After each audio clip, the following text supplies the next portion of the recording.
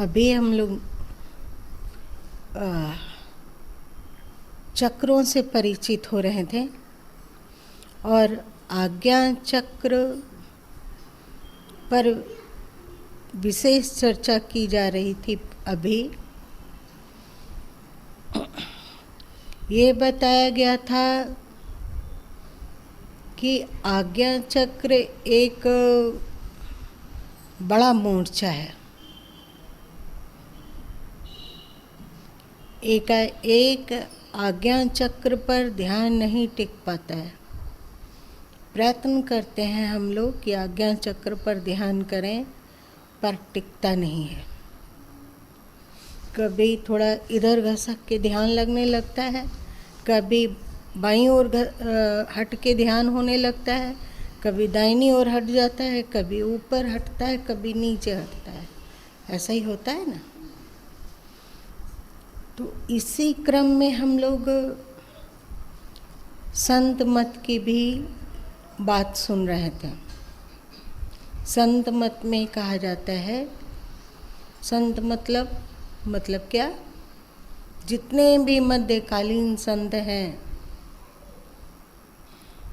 उन संतों के उपदेश का सार पहले वे बतलाएं। स्थूल ध्यान पर तो हम लोग बहुत कुछ सुन चुके ना। दूसरा उन्होंने बतलाया सुमिरन का मतलब क्या होता है ये तो आप जानते हैं। और सुमिरन को श्वास से जोड़ने क्यों कहा गया? अगर सुमिरन ही करना था तो अब बिना श्वास से जोड़े भी संत लोग कह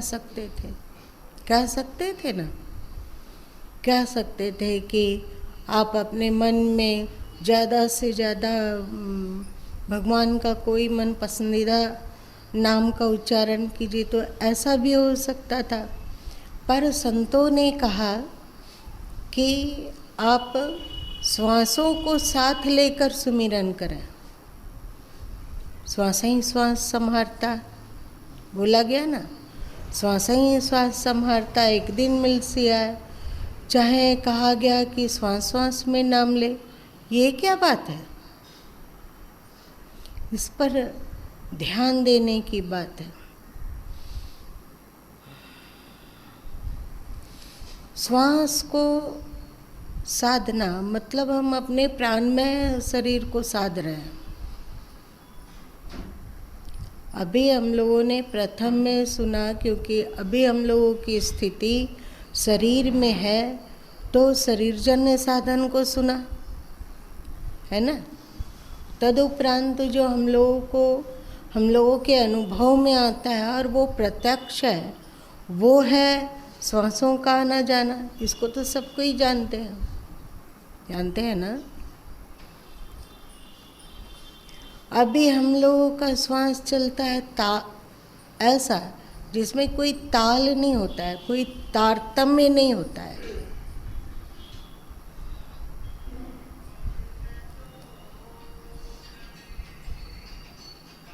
कभी लंबा श्वास, कभी उथला श्वास, कभी तेज श्वास, कभी कैसा श्वास।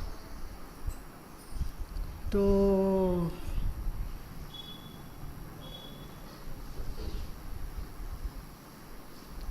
अलग अलग संतों ने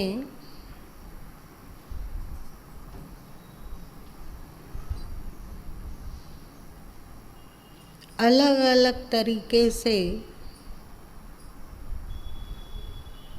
श्वासों की साधन विधि बतलाई। जैसे एक श्वास विधि को सुनो कि रीढ़ की हड्डी सीधी करते हुए बैठें। रीढ़ की हड्डी को सीधा करना श्वास साधन के समय में बहुत प्रमुख होता है। तुम लोग अनुभव कर सकते हो कि जब तेरा शरीर लचकीला होता है, जैसे ऐसे बैठे हो, रीढ़ की हड्डी थोड़ी सी कर्व हो गई, यही ना।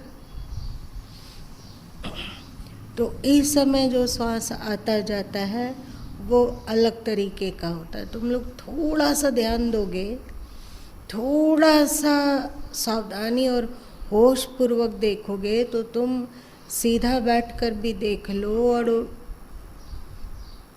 बिना सीधा, मतलब रीढ़ की हड्डी को सीधा किए बिना लुंज पुंज की तरह भी बैठकर देखो तो आपको पता चलेगा कि जब शरीर सीधा होता है तो अलग तरीके का श्वास चलता है, और जब हम लोगों का शरीर लुंज पुंज जैसा होता है, रीढ़ की हड्डी थोड़ी मतलब झुकी हुई सी रहती है, तो उस समय अलग श्वास चलता है।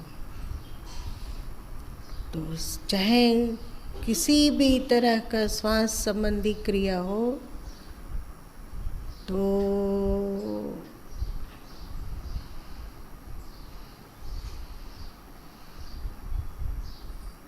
उसमें रीढ़ को सीधा रखने के लिए अवश्य ही बोला जाता है। आप रीढ़ को सीधा किए,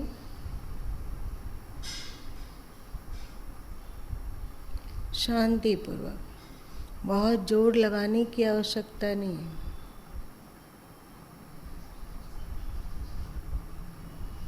भले ही आप ईश्वर का नाम ले रहे हो अथवा गिनती गिन रहे हो,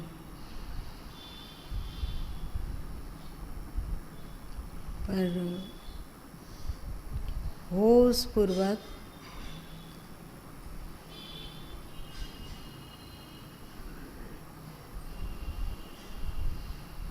श्वास लेते हुए 1-2 गिनती गिने,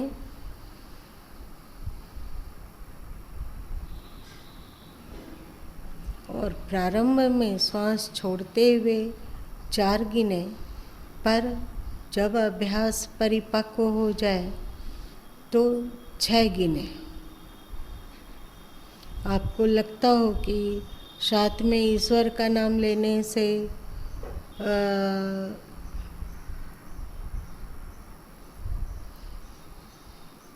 आराम होगा, अच्छा लगेगा, तो आप वो भी ले सकते हैं।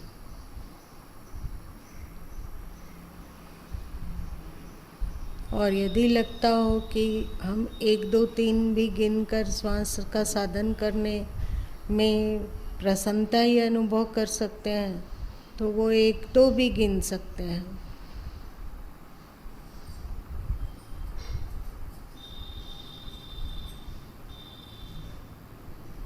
चुपचाप श्वास ले रहे हैं 1, 2, श्वास छोड़ रहे हैं 1, 2, 3, 4, 5, 6, 6 तक धीरे धीरे करके पहुँचो।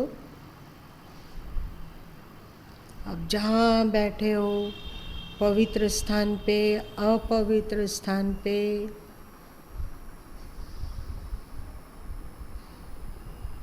कुर्सी पे, सोफा पे, जमीन पे,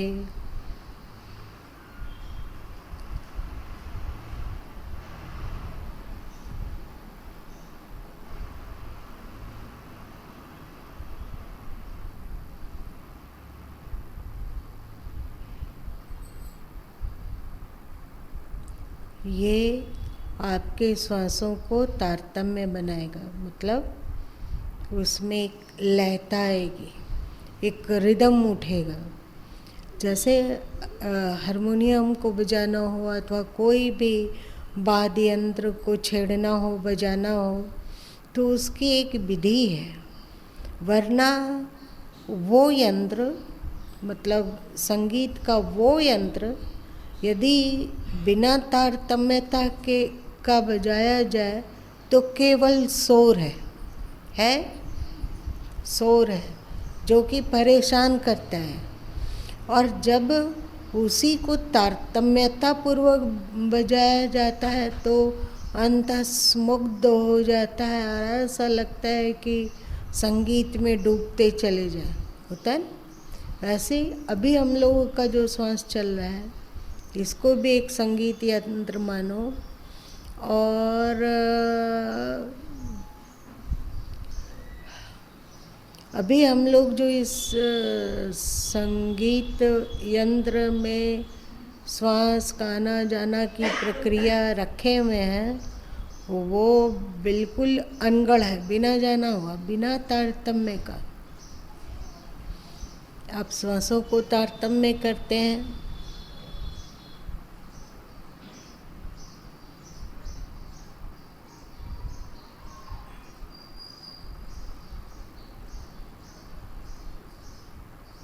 यदि आप श्वास छोड़ते हुए 6 नाम लेने में असुविधा अनुभव करते हैं तो 4 नाम ही लीजिए। पर इसका अभ्यास इतना अधिक हो जाए कि जब आप ध्यान में नहीं बैठे हैं तो भी आपका श्वास उसी रिदम में चले जैसा कि आपने अभ्यास किया।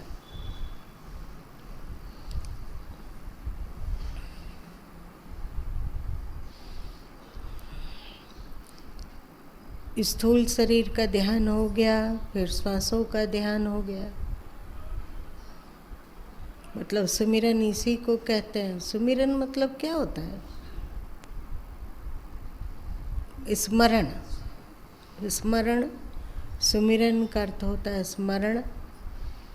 जितने भी ईश्वरवाची नाम हैं वे सबके सब मनुष्यों के द्वारा ही उपजाए गए हैं।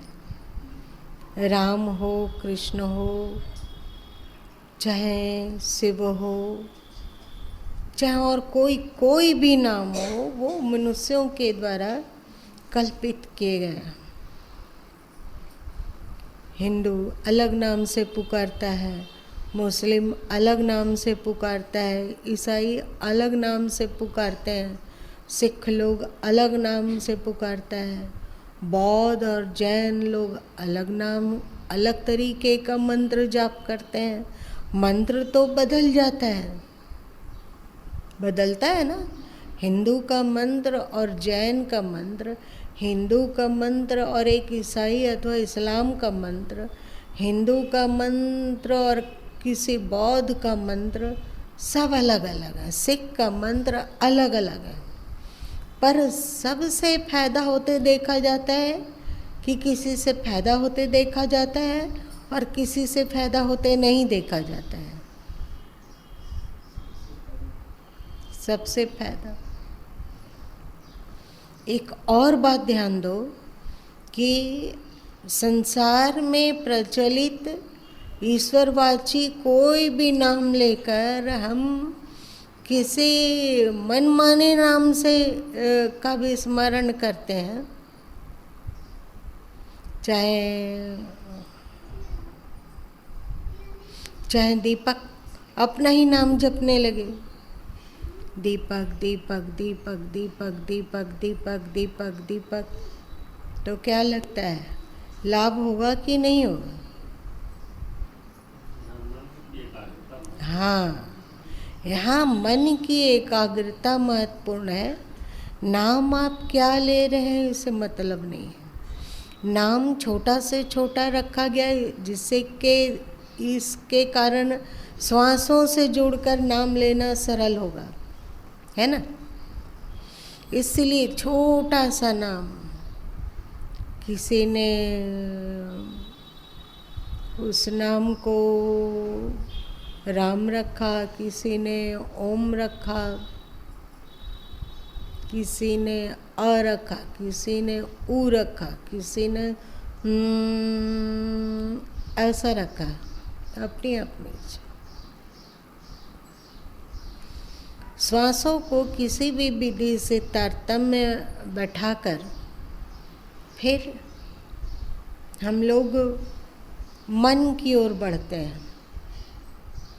हमारा मन कर्मशः शोधित होते हुए जा रहा है, हो रहा है। चाहे हम स्थूल ध्यान किए, उसमें भी हमारा मन परिष्कृत और शोधित हुआ कि नहीं हुआ। श्वासों का ध्यान करेंगे अथवा श्वासों में तारतम्यता लाएंगे तो उसमें भी शोधित होगा मन। अब तीसरा, मन पर विशेष रूप से अब कार्य करना है।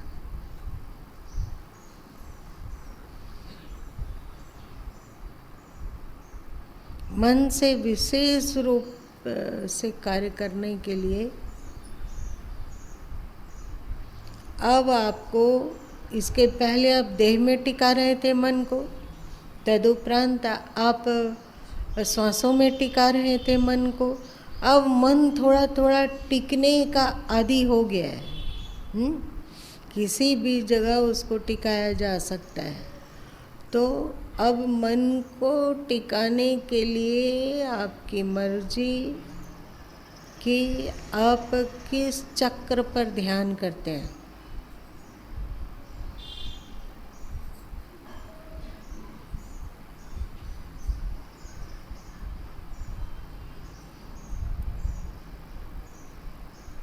आपको पता है, आप जिस चक्र पर ध्यान करेंगे वही सक्रिय होने लगेगा।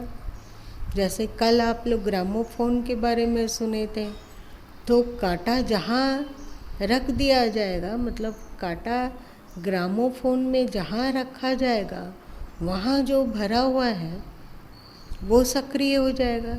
वो गाना, वो भजन सक्रिय होगा ना। उसी तरह आप जहाँ भी ध्यान करेंगे उसी तरह का गुण आप में सक्रिय हो जाएगा। क्यों कहा गया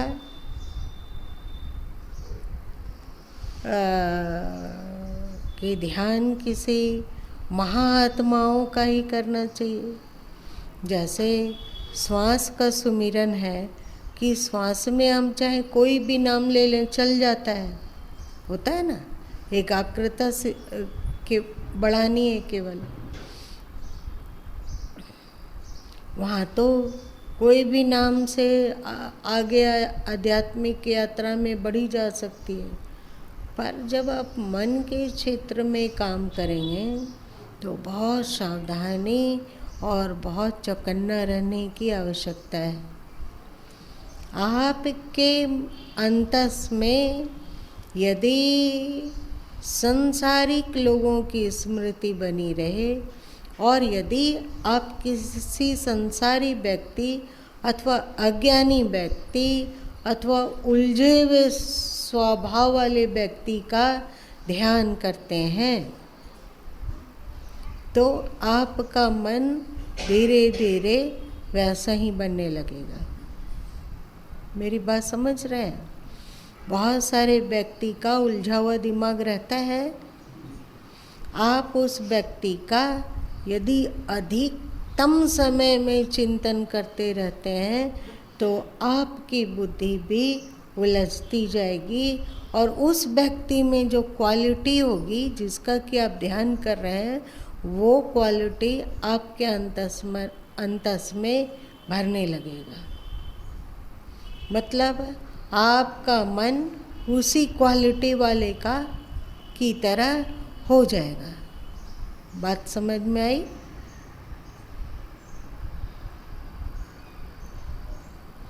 जब देह स्तर पर भी हम लोग साधन कर रहे थे तो वहाँ भी बतलाया गया कि महान आत्मा ज्ञानी पुरुष का ही ध्यान करना चाहिए।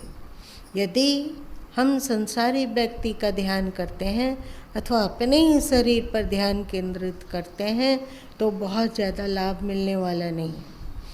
संसारी व्यक्ति का ध्यान करोगे तो उसका जैसा स्वभाव संस्कार है उसी में आप गोता लगाओगे, और यदि आप अपने शरीर का ध्यान करते हैं तो आपका जो स्वभाव और संस्कार है उसी में भंवर की तरह घूमते रहेंगे। लाभ होगा। अपने ही संस्कार, अपना ही मन, अपना ही चिंतन अथवा अपना ही जो अचेतन मन है उसके द्वारा उठने वाले संस्कारों में के भंवर में ही हम घूमते रह जाएंगे। इसलिए देश के स्तर पर साधन के समय में भी आपको कहा गया कि आपको दिव्य महापुरुषों के ही ध्यान को करना चाहिए। आप जिस स्वभाव को प्राप्त करना चाहते हैं उस जैसे स्वभाव वाले महापुरुष का ध्यान करना चाहिए। ठीक है। अब शरीर स्तर लांघ लिया हमने, प्राण स्तर को भी सही कर लिया। अब हम मन स्तर में आए तो मन स्तर में प्रवेश करने के पहले ये जान लो कि मन में बहुत सारा कचरा भरा हुआ है बहुत कचरा भरा हुआ है और उसको थोड़ा हल्का करना जरूरी है। सही है। तो उसको कैसे हल्का किया जाए। और एक बात और है, जब आप कचरा को साफ करने लगते हैं तो कचरा में दबी हुई बदबू भी ज़्यादा आती है।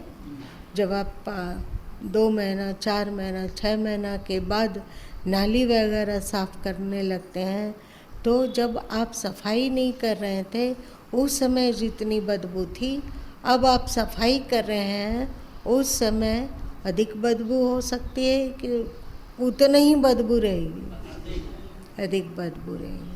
तो इन सब समस्याओं को भली भांति समझ लेना चाहिए। और संत लोग कहते हैं कि कचरा को छेड़ने से पहले कचरा को बाहर दूर फेंकने का उपाय कर लिया जाए। ऐसा नहीं कि कचरा को निकाल के सड़क के किनारे में जैसे रख दिया जाता है वैसा ना किया जाए। उस कचरे को तत्काल ही कहीं दूर एकांत जगह फेंकाया जाए। तो इसका भी आपको व्यवस्था करना होगा। आप कचरा को फेंकने की तैयारी कर लें और कचरा को साफ करने का भी उद्योग शुरू कर दें। इसके लिए बहुत सारे संत कहते हैं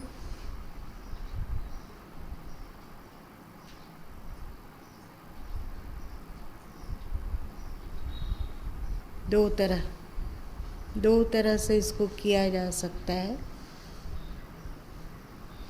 एक तो आप सो कहते हुए अपने हाथ को ऊपर उठाएंगे और हाथ को खोल देंगे। ठीक है। हाथ को खोल दिया, सो कहते हुए हाथ ऊपर उठाया और हम एक झटके में कहना है। सो थोड़ा लंबा कहना है और हंग को थोड़ा झटके में बोला है। तो अभी हमारा हाथ खुला हुआ है और कंधे के सीध में चला गया और एकदम ऊपर ऐसे, और उसके बाद झटके से हंग कहते हुए हाथ नीचे किए।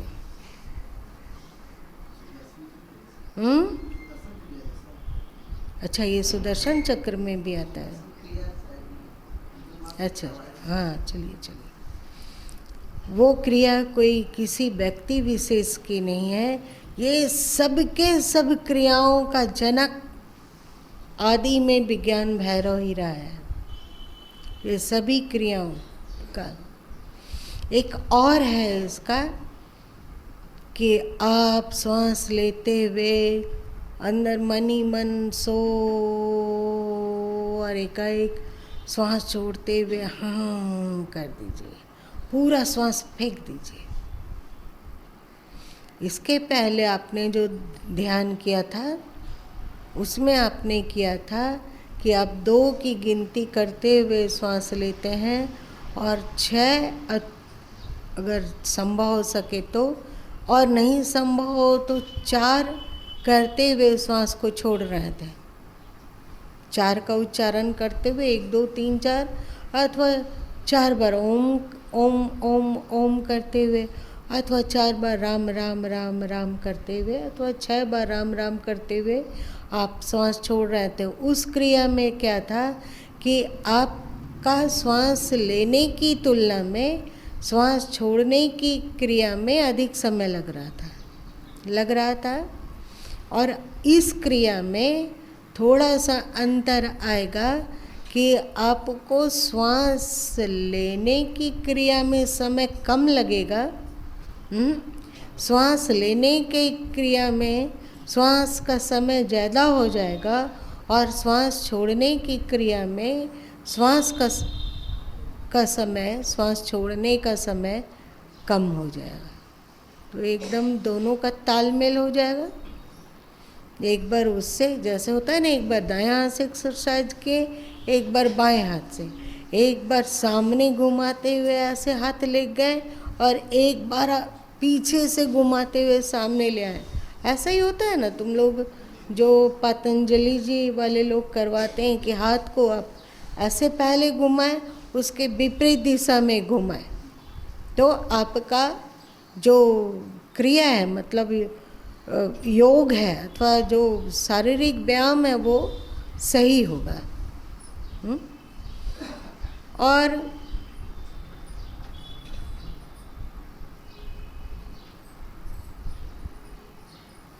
उसी तरह ये जो क्रिया है, पहले आपने श्वास लेने में कम समय लगाया, श्वास छोड़ने में ज़्यादा समय लगाया। अब आप श्वास लेने में ज़्यादा समय लगा रहे हैं और श्वास छोड़ने में कम समय लगा रहे हैं।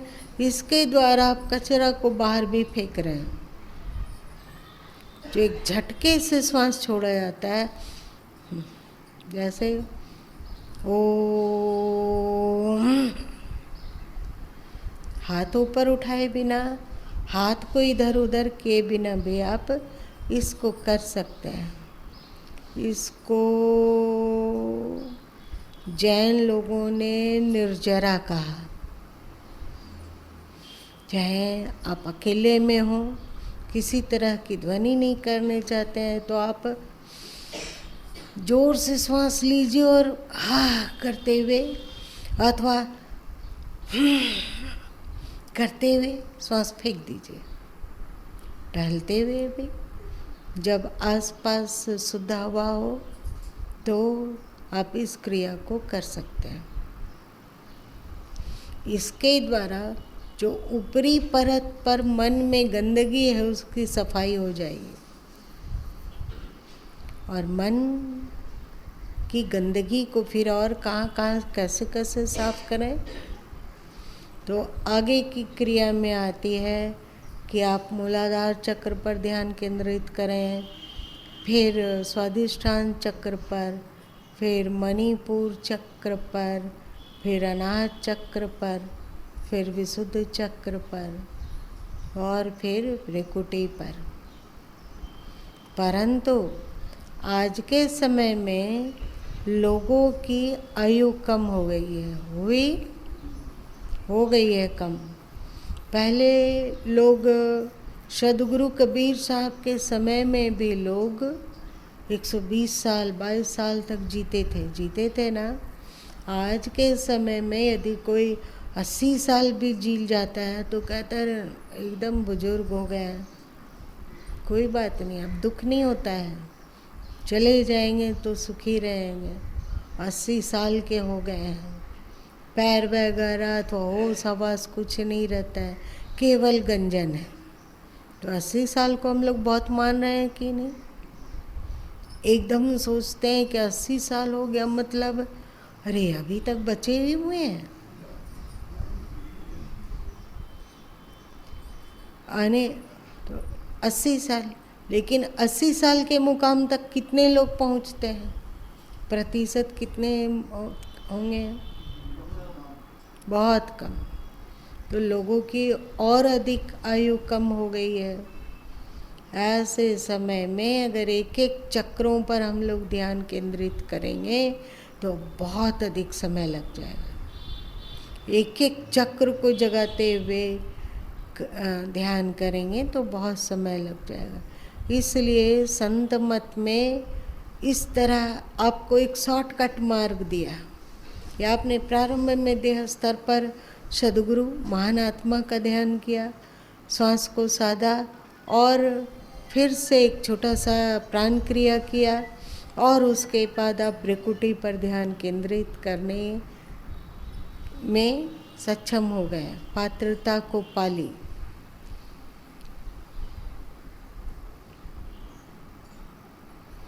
बीजक को देखोगे तुम तो उसमें देखोगे कि सुमिरन की बात भी सदगुरु कबीर साहब कहे हैं और ध्यान की भी बात, स्थूल ध्यान की भी बात कहें, पर सबसे ज़्यादा चर्चा उन्होंने भ्रिकुटी ध्यान पर ही किया। सही? ठीक से पढ़ लेना, नहीं समझ में आता है तो फिर से एक बार टीका पढ़ लो और जहाँ जहाँ भ्रिकुटी की ओर इशारा क्या किया गया है वहाँ वहाँ हल्का सा पेंसिल से चिन्ह लगाते जाओ तो देखोगे कि भ्रिकुटी की चर्चा उन्होंने बहुतायत बार की और भ्रिकुटी में उन्होंने ध्यान के द्वारा चुंबकत्व शक्ति को बढ़ाने में सक्षम ध्यान विधि को बतलाया। यदि भ्रिकुटी में हमारा चुंबकत्व बहुत बढ़ जाता हो तो नीचे के चक्रों में सक्रिय ऊर्जा तत्व भ्रिकुटी में की ओर आकर्षित होगा या नहीं होगा? यदि शक्तिशाली चुंबक हो और एक लोहा यहाँ रखा हुआ हो तो शक्तिशाली चुंबक उस लोहे को खींचेगा कि नहीं? उसी तरह भ्रिकुटी के ध्यान विधि को उन्होंने इतना अधिक पावरफुल बनाने को कहा अथवा इस तरह पावरफुल ध्यान विधि बतलाई जिससे कि आपके नीचे के सभी चक्र उन्मुख हो जाए, खुल जाए और वे ऊर्ध्वगामी हो जाए और भ्रिकुटी में सिमटने लगे। आपको जो बिंदु ध्यान उपनिषद में भी कहा गया कि पहले एक बूंदत्व को साधा जाए, जैसे राई का दाना यदि गुरु गोविंद धाम मंदिर के बाहर में बिखर गया और उस सभी दाना को आपको पहुंचाना है रसोई घर, तो एक एक दाना उठा के आप रसोई घर ले जाना चाहेंगे या पहले वहीं पर सब तरफ से समेटकर किसी एक पात्र में भर लेते हैं, किसी बर्तन में रख लेते हैं अथवा किसी बोरा में रख लेते हैं अथवा अन्य किसी भी उपाय से एक जगह रख लेते हैं? क्या करना पसंद करेंगे आप? एक जगह पर। उसी तरह भ्रिकुटी में आपको एक बिंदुत्व को साधने के लिए कहा गया, मतलब जो ऊर्जा आपके पूरे शरीर में सक्रिय है, सभी चक्रों में बह रही है और जिस ऊर्जा का क्षरण हो रहा है और जो ऊर्जा सभी इंद्रिय घाटों के द्वारा बहिर्गमन कर रही है। आँखों के द्वारा हम देखते हैं, कहाँ देखते हैं? बाहर देखते हैं, तो हमारी ऊर्जा बिखर रही है आँख के द्वारा कि नहीं बिखर रही है? अभी हम लोग हाथ हिलाएं तो हाथ के द्वारा हमारे भीतर की ऊर्जा ही बिखरी या कोई बाहर की ऊर्जा ही बिखरी ना? तो आपके इंद्रिय घाटों में जो ऊर्जा बह रही है, ध्यान के समय में उन सब ऊर्जाओं को आप केंद्रीभूत करते हैं भ्रिकुटी पर। इसी को कोई किसी ने बिंदु साधन भी कहा। तुम लोग सुने कि बिंदु को परिभाषित किया गया जिसमें न ऊंचाई हो, न लंबाई हो, न चौड़ाई हो, उसी को बिंदु कहा गया। तो बाहर में ऐसा बिंदु हो नहीं सकता है। तो तुमको बतलाया गया है कि दो लकीरें जहाँ क्रॉस करते हुए आगे बढ़ती हो, तो जहाँ पर क्रॉस कर रही है वहाँ पर बिंदु बनता है। ये सब बता दिया गया है ना? ये सब बता दिया गया। तो आप जाने कि दाहिनी नाक से चलने वाले प्राणवायु मस्तिष्क में बाईं प्रकोष्ठ की ओर बढ़ती है और बाईं नाक से चलने वाली प्राणवायु भ्रिकुटी से क्रॉस करते हुए दाहिनी ओर बढ़ती है। ये बता दिया गया। तो इन दोनों के बीच में, इन दोनों जब अपना अपना दिशा बदलते हैं और काटते हुए बढ़ रहे हैं नाड़ी, तो वहाँ एक बिंदु बनता है। पर उस परफेक्ट बिंदु को कैसे जाना जाए? मेरी बात समझ में आती है? परफेक्ट बिंदु को कैसे जाना जाए? ये तो एकदम टेढ़ी खीर है, हम लोग तो जानते ही नहीं हैं। तो आपको बताया गया कि आप चिंता ना करें, चक्र और चक्र क्षेत्रम का एरिया बहुत विशाल होता है। बताएं, चक्र कहीं उपस्थित है और उसका क्षेत्र बहुत दूर तक है ना? तो आज्ञा चक्र का वास्तविक क्षेत्र तो सिर के पीछे ही है। आज्ञा चक्र के सीध में आप पीछे जाओ तो असली चक्र वहीं है।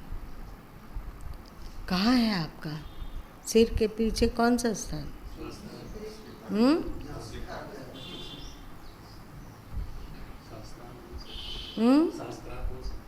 नहीं,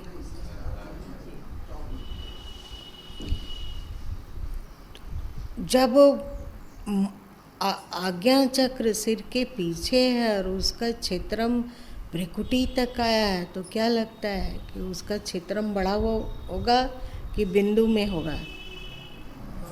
बड़ा है। तो हम लोगों को चिंता करने की आवश्यकता नहीं है। भ्रिकुटी पर ध्यान केंद्रित करते करते करते करते वो जो पॉइंट है जहाँ क्रॉस हो रहा है, वहाँ पर हम आकर्षित होकर पहुँच जाएंगे। और भ्रिकुटी के पहले एक और क्रिया आपको बताई गई थी, नाक के नोक पर ध्यान। गीता में दोनों ध्यान की पद्धति की चर्चा हुई है, नाक के नोक पर भी और भ्रिकुटी पर भी, दोनों। तो ओम अथवा सोहम अथवा राम करते हुए हमने निर्जरा किया। उसके बाद नाक पर 1-2 सेकंड के लिए ठहरे, फिर भ्रिकुटी में ध्यान करने लगे। फिर भी आपका मन भ्रिकुटी में स्थिर नहीं हो पा रहा हो, तो आपको थोड़ी देर के लिए 5-10 अनुलोम विलोम प्राणायाम करना चाहिए। उसके बाद अभ्यास कीजिए।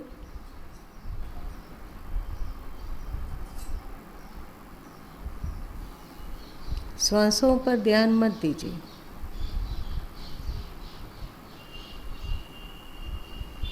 श्वासों को देखने की कला आप पहले ही कर चुके हैं। आपको बोला जा चुका है ना, श्वासानुपस्सना बताया जा चुका है पहले। अब श्वासों को छोड़ दीजिए देखना, क्योंकि आप श्वासों को देखते हैं तो श्वास बढ़ जाते हैं। तुम लोगों को किसी को अनुभव है?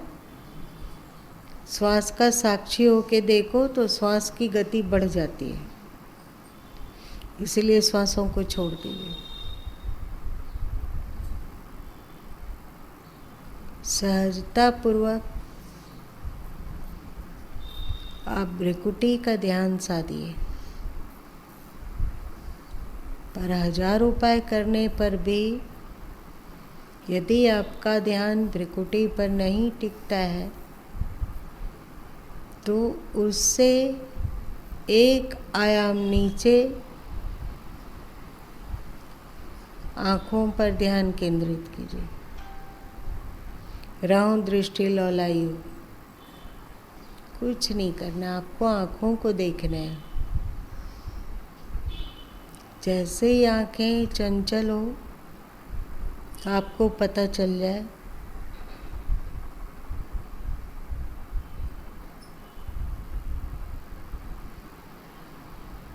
और जब आँखें स्थिर हो तो उसके भी आप साक्षी बन जाओ। आँखों पर ध्यान,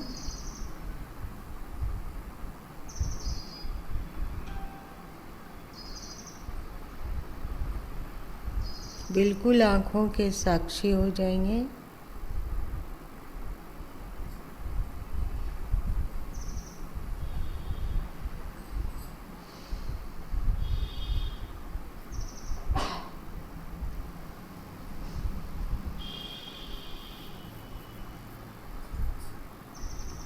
एक स्थिति में आँखें पल दो पल के लिए भी स्थिर हो सके तो ये बहुत बड़ी उपलब्धि है।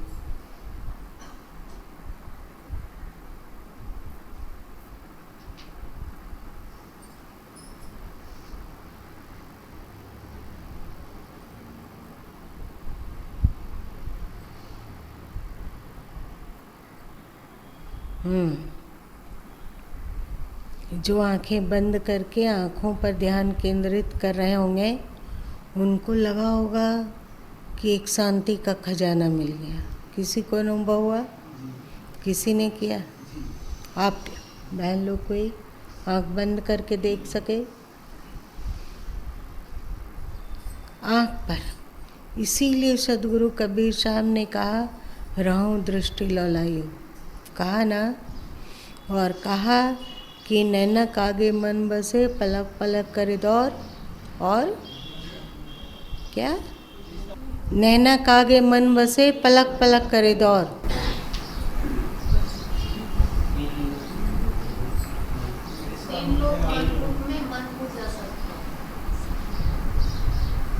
तीन लोक मन भूप है।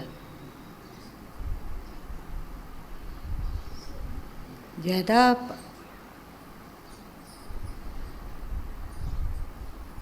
अभी हम लोग की स्थिति जागृत काल में आँखों में होती है, स्वप्न में कंठ में।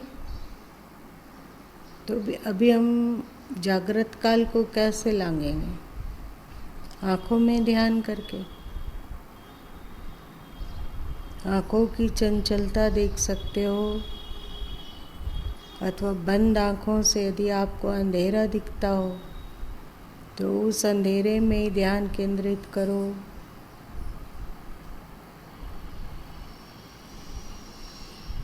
बंद आँखों से यदि आपको प्रकाश जैसा अनुभव होता हो तो उसी के साक्षी बन जाओ। आपको कोई सुझाव नहीं देना है कि आँखें स्थिर हो स्थिर हो स्थिर हो, कुछ नहीं। अथवा आँखें चंचल क्यों हो रही है, सब कुछ नहीं, केवल देखना है। चाहे प्रकाश दिख रहा हो, अंधकार दिख रहा हो, आँखें चंचल हो स्थिर हो, बस उसका साक्षी होना है।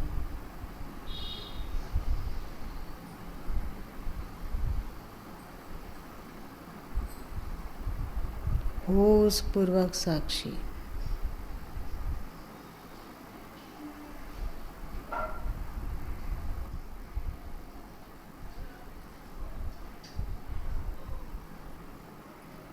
इसके बाद आप प्रकृति पर ध्यान करें।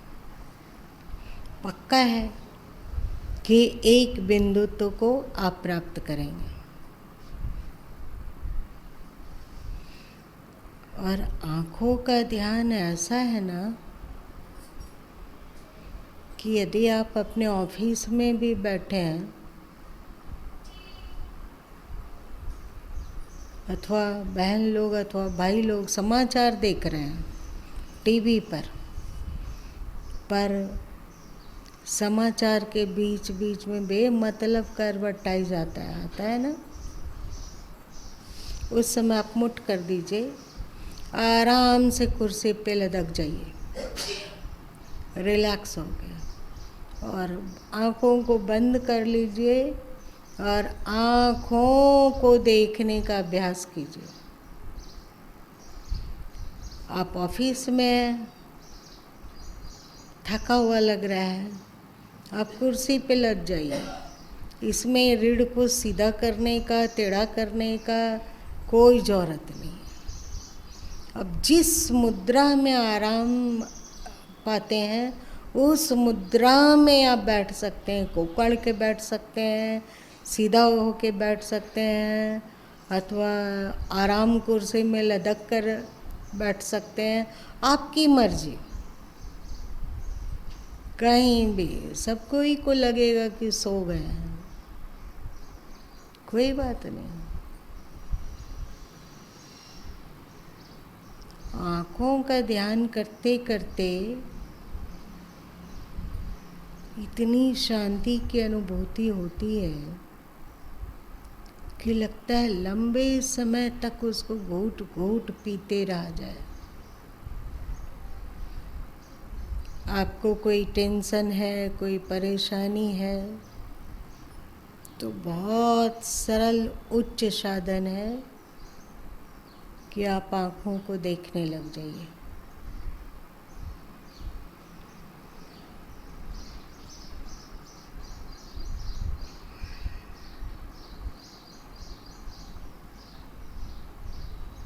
एक बात को आप देखिए, कभी के कभी किसी महापुरुष अथवा देवी देवता का, जैसे भगवान शंकर का जो चित्र बनाया जाता है तो उनकी अर्ध खुली आँखें होती है, अथवा नानक जी का तस्वीर बनाया गया हो, अथवा कबीर साहब का ध्यानस्थ तस्वीर बनाया गया हो, ऐसी तस्वीर जिसमें आँखें थोड़ी खुली हुई है। महात्मा बुद्ध की तस्वीर में पूरी बंद रहती है, पर भगवान शंकर हों अथवा सदगुरु कबीर साहब हों अथवा गुरु नानक देव जी हों, उनकी अर्ध उन्मीलित आँखें बनाई जाती है। अब बताओ कि उनकी आँखों को देखकर देखो कि उनकी पुतली कहाँ है। जगे हुए जैसे पुतली रहती है वैसे है कि थोड़ा अजीब जैसा है। पुतली मतलब क्या? काला भाग, वो है क्या? वैसा क्यों हो जाता है? जब आप आँखों को बंद करते हैं तो थोड़ा सा खुला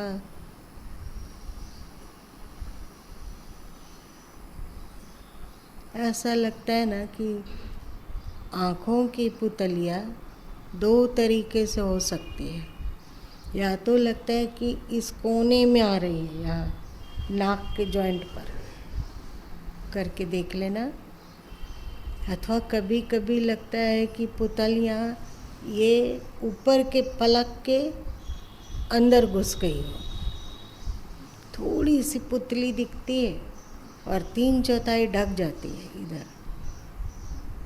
कभी लगता है इधर घुस रही है पुतलियाँ। ये है क्या? जो नेत्र ध्यान करते हैं और जो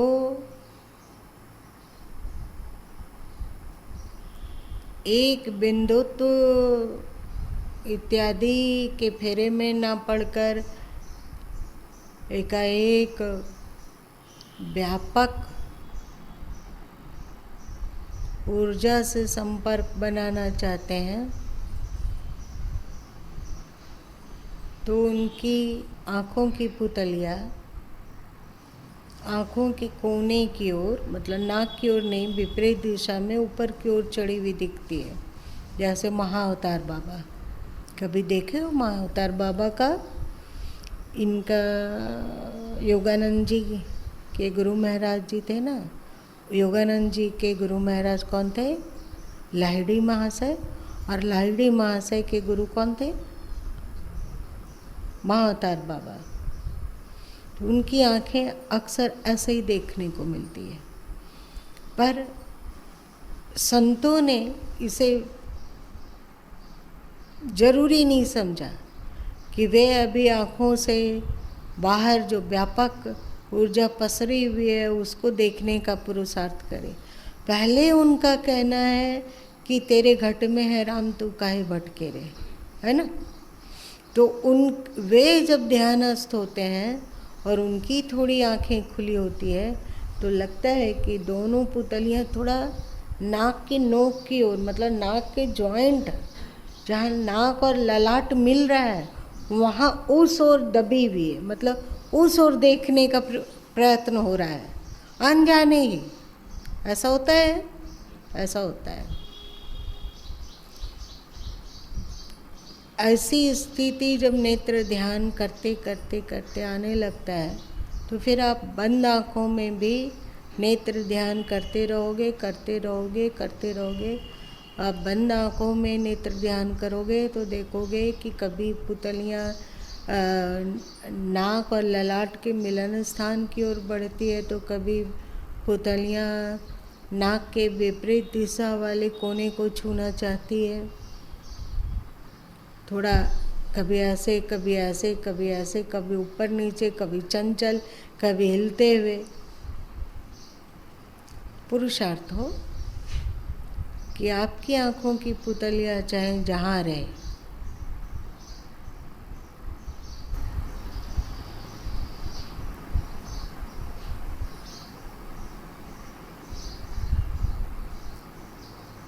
स्थिर होती जाए।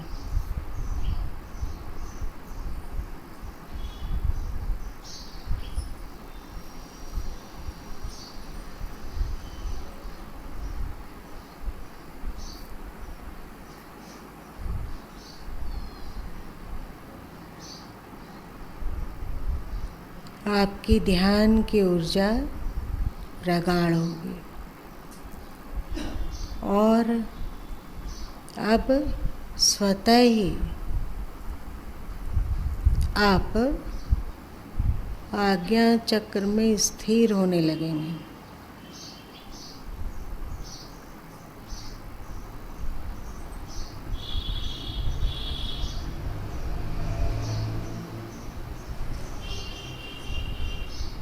फिर प्रकृति का ध्यान करना सरल हो जाएगा।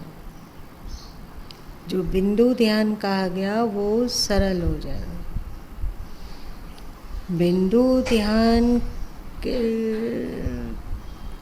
होने लगता हो अथवा अभी होता नहीं है तो कैसे ध्यान करें। आँखों के ध्यान को तो साधा, अब आँखें स्थिर भी होने लगी, लेकिन एक बिंदुत्व को ऊर्जा नहीं प्राप्त हो पा रही है तो क्या करें, इसकी चर्चा कल करेंगे। ठीक है, आज इतना ही रहने दो।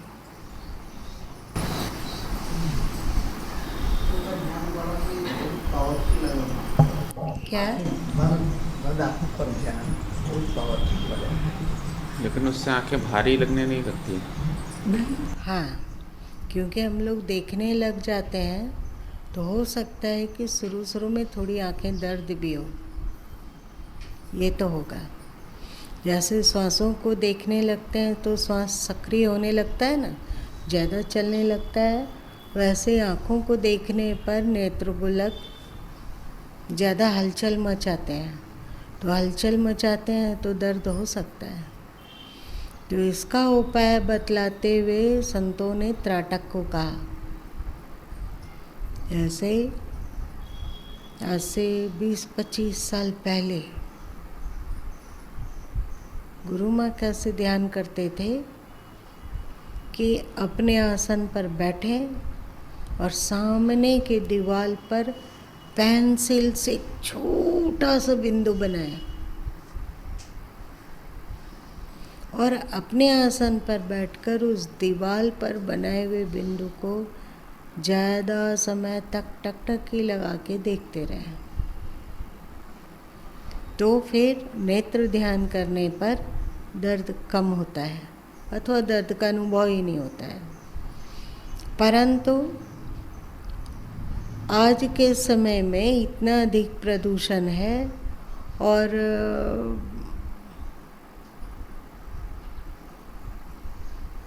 हवा में गर्मी है, हवा में गर्मी। तुम लोग को अनुभव है, आज से 10 साल पहले जो ठंड जाड़े के दिनों में अनुभव होता था, आज के समय में वो ठंड बहुत सिकुड़ गया है। पता चल रहा है ना? तो ऐसे में जबकि बाहर का वातावरण गर्म है और बाहर का वातावरण प्रदूषित है, ऐसे में त्राटक नहीं करना चाहिए। क्यों? कि आज गर्मी बढ़ने के कारण स्वाभाविक ही आँखों में जो ग्लिसरीन रहता है, जिसको तुम लोग आंसू कहते हो, टीयर वाला ड्रॉप रहता है ना डालने वाला, तो ये टीयर ड्रॉप का इतना प्रचलन कैसे बढ़ा? इसका कारण है कि एक तो वातावरण में गर्मी बढ़ी और दूसरा प्रदूषण हुआ। गर्मी के कारण टीयर्स में कमी आई। अथवा जो तुम लोग सुनते हो कि आज के समय में थोड़ा सा उम्र बढ़ते के साथ घुटना दर्द हुआ, ये जॉइंट पेन हुआ, वो जॉइंट पेन हुआ, उसका फ्लूइड सूख गया। एक सूखता कैसे है? एक तो आप गर्म भोजन किए और एक बाहर का वातावरण, दोनों मिलके जो शरीर के ऑर्गन थे, उसका जहाँ जॉइंट था, जहाँ की एक लिक्विड तरल गाढ़ा पदार्थ था, वो सूखने लगा। पहले से ये दर्द का शिकायत बढ़ा है कि घटा है? इसका कारण प्रदूषित भोजन, प्रदूषित हवा और गर्म वातावरण, इसका कारण है। इसलिए बहुत ज़्यादा गर्म भोजन नहीं लेना चाहिए। पहले आश्रम में ढडल्ले, हींग और अदरक का प्रयोग होता था। गुरु माँ उसको अभी फिलहाल लगभग बंद है, हींग और अदरक का व्यवहार। ठीक है कि वायु प्रकोप हो तो उस समय हींग वगैरह फायदा करता है, अदरक फायदा करता है, परंतु वो गर्म भी बहुत होता है। तो हींग और अदरक यदि इस्तेमाल करना ही हो तो अच्छा है कि आप जाड़े के दिन में कभी कभी कर लिया करें, पर गर्मी में तो बिल्कुल नहीं, गर्मी में बिल्कुल नहीं। जो प्याज खाते हैं, जो लहसुन खाते हैं, वो अनुभव किए कि उसके द्वारा गर्मी बढ़ती है। तो अगर लहसुन वगैरह की कली आपको लेना ही है दर्द निवारक, वात निरोधक के रूप में, तो वो बहुत ही सीमित मात्रा में होनी चाहिए। खैर अभी उधर भागने का जरूरत नहीं है। तो आंखें, खुली आंखों से ध्यान करना और त्राटक लगाना बहुत समय के लिए आँखों के लिए नुकसानप्रद हो सकता है और आँखों के असरों और अधिक सूख सकते हैं। इसीलिए आज के आँखों के डॉक्टर लोग कहते हैं कि आप जब टीवी देख रहे हो अथवा कंप्यूटर पे काम कर रहे हो तो बीच बीच में आँखों को झपकते रहें। होता क्या है कि जब हम लोग कंप्यूटर में काम करने लग जाते हैं अथवा टीवी में कोई अच्छा चीज़ देखते हैं, तो सिनेमा हॉल में जाके कोई पिक्चर देख रहे हैं, तो इतनी उत्सुकता रहती है कि आंखें फटी की फटी रह जाती है, पता ही नहीं चलता है, आंखों पर ध्यान नहीं है, पर अपने आप त्राटक हो रहा है। होता है ना? इसके द्वारा क्या होता है, आँखों का आंसू सूखता है और सूख जाता है। इसीलिए जो आँखों के डॉक्टर हैं वे कहते हैं कि आप कंप्यूटर में काम कर रहे हैं तो बीच बीच में आँखों को झपकते रहें, आँखों को झपकना ना भूलें। क्यों? मेरी बात समझ रहे हो? पहले से ही आंसू कम है और अब बिना झपके ताकते रहेंगे तो बाहरी हवा के संसर्ग में अशुभ वो और अधिक सूख जाएंगे, ड्राई होने लगेगा आपकी आंखें। बहुत सारे लोगों को आप देखते होंगे कि आंखें जल्दी जल्दी उनकी झपकती है। इसका अर्थ ये है कि उनकी आंखों में टीयर्स कम बन रहे हैं। तो ऐसे में अब वो जो बाह्य त्राटक था वो पावरफुल नहीं रहा, उचित नहीं है।